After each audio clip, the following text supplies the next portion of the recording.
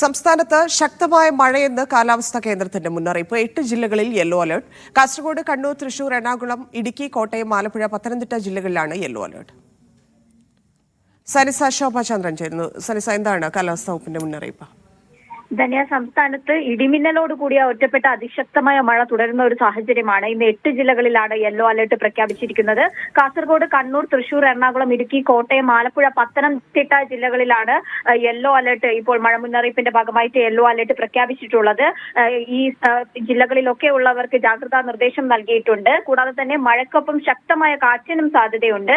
കൂടാതെ അപകടകരമായ നിലയിൽ ജലനിരപ്പ് ഉയരുന്നതിനാൽ ഡാമുകൾക്കരികിൽ താമസിക്കുന്നവർക്ക് ജാഗ്രതാ നിർദ്ദേശം നൽകിയിട്ടുണ്ട്. മലയോര മേഖലയിലുള്ളവർക്കും തീരദേശ വാസികൾക്കും ജാഗ്രതാ നിർദ്ദേശം നൽകിയിട്ടുണ്ട്. കൂടാതെ തന്നെ നാളെയും ഇത്തരത്തിൽ മഴ തുടരുന്ന ഒരു സാഹചര്യം തന്നെയാണ്.